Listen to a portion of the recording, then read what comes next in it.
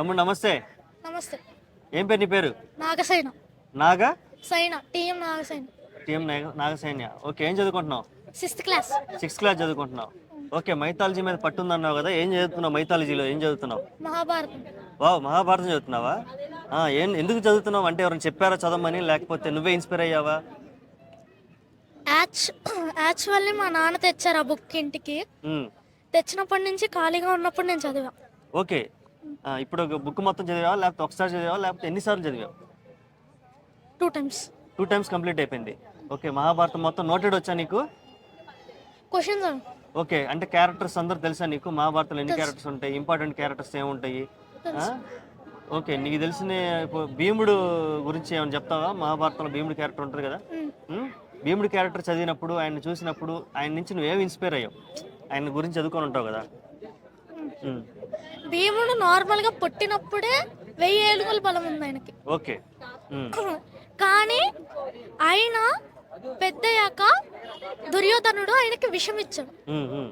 దాన్ని అతన్ని సముద్రంలోకి తోసేసిన తర్వాత వాళ్ళ తాత అంట ఆయన ఇతనికి ఒక మంది ఇచ్చాడు. దానివల్ల ఆ విష ప్రభావం తగ్గిద్దంట.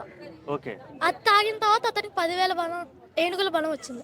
దాన్నే హల్క్ క్యారెక్టర్ గా ఇన్స్పైర్ చేసుకున్నారు. ఏది మన సినిమాటిక్ వరల్డ్లోకి వచ్చేసరికి హల్క్ క్యారెక్టర్ లాగా ఇచ్చారంటవా? ఓకే, ఇంకా మహాభారతంలో చూసుకుంటే అర్జునుడి క్యారెక్టర్ ఉంటుంది కదా. అర్జునుడి క్యారెక్టర్ చదువుతున్నప్పుడు ఏం ఇన్స్పైర్ అయ్యావు, ఏం ఫీల్ అయ్యావు? అర్జునుడు ఇంద్రదేవుడి వరవరసుడు. అర్జునుడికి అస్త్రాల పైన చిన్నప్పటి నుంచి పట్టుంది. ద్రోణాచార్యుడి దగ్గర ఆయన శిష్యం తీసుకునేటప్పుడు కర్ణుడు కూడా అక్కడ నేర్చుకోవడానికి కూడా వచ్చాడు. అయితే ద్రోణాచార్యుడు సూతపుత్రులకి నేను విద్య నేర్పించాను అన్నప్పుడు, మీ శిష్యుల్లోనే అర్జునుడు బెస్ట్ కదా, ఆయన కంటే గొప్పవాడిని చూపిస్తా అన్నాడు.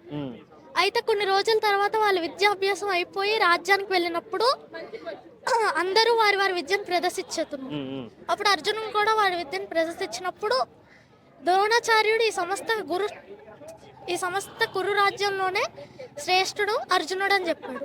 అయితే కర్ణుడు అప్పుడు సమస్త కురు రాజ్యంలో కాదు, కేవలం క్షత్రియుల్లో శ్రేష్ఠుడు అని చెప్పాడు కర్ణుడు వచ్చి. అయితే అప్పుడు వాళ్ళిద్దరికి ఫైట్. ఓకే, ఇప్పుడు మన మధ్య వచ్చిన కల్కి సినిమా చూసావు కదా. కల్కి సినిమా చూసావా ప్రభాస్ది?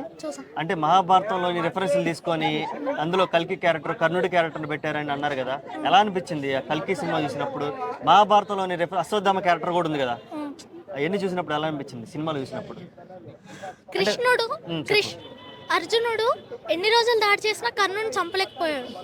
ఆయనకున్న పుణ్యాన్నే అదంతా చేస్తుందని అనుకుని కృష్ణుడు వెళ్ళి అర్జునుడి దగ్గర కర్ణుడి దగ్గర ఆయన పుణ్యాన్ని మొత్తం తీసేసుకున్నాడు. ఆ తర్వాత అతనికి స్వర్గప్రాప్తి లభించలేదు, పుణ్యం ఏం లేదు కాబట్టి. అందుకని ఆయన మరో జన్మలో ఇలా పుట్టి మళ్ళీ పుణ్యం నేర్చుకోవాలనుకున్నాడు. ఓకే, యాక్చువల్గా ఈ రోజుల్లో నీ అంత బాగా ఎవరు మహాభారతం చదవట్లేదు ఏంటి?